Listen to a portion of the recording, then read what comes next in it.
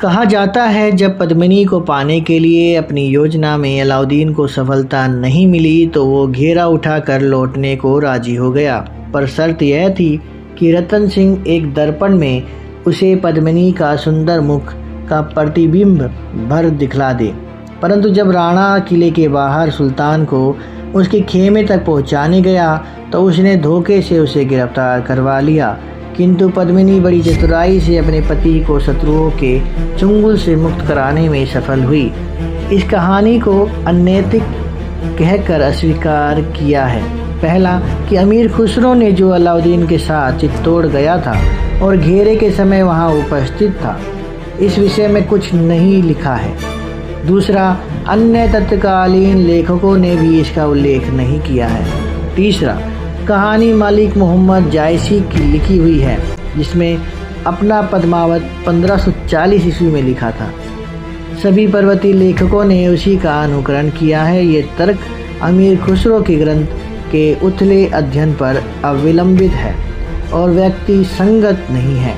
अमीर खुसरो अवश्य इस घटना की ओर संकेत करता है कि जब वह अलाउद्दीन की सुलेमान से तुलना करता है, सेवा को चित्तौड़ के किले के भीतर बतलाता है, अपनी उपमा इस हुदहुद पक्षी से देता है जिसने इथोपिया के राजा सुलेमान की सेवा की सुंदर रानी बिलाकिस का समाचार दिया था। खुसरो ने वृत्तांत से स्पष्ट है कि चित्तौड़ के किले पर अधिकार करने से पहले अलाउद्दीन उसके साथ एक बार उसके भीतर अवश्य गया था। उस किले में जिसके भीतर पक्षी भी उड़कर नहीं पहुंच सकते थे, राजा अलाउद्दीन के खेमे में आया।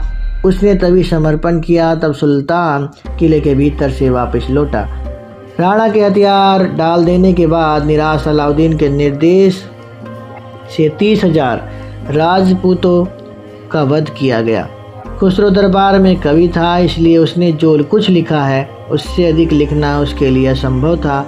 जैसा कि हमें मालूम है कि उसने अनेक अप्रिय सत्यों का उल्लेख नहीं किया, जिनमें अलाउद्दीन द्वारा अपने चाचा जलालुद्दीन का वध, मंगोलों के हाथों सुल्तान की पराजय, उसके द्वारा दिल्ली का घेरा।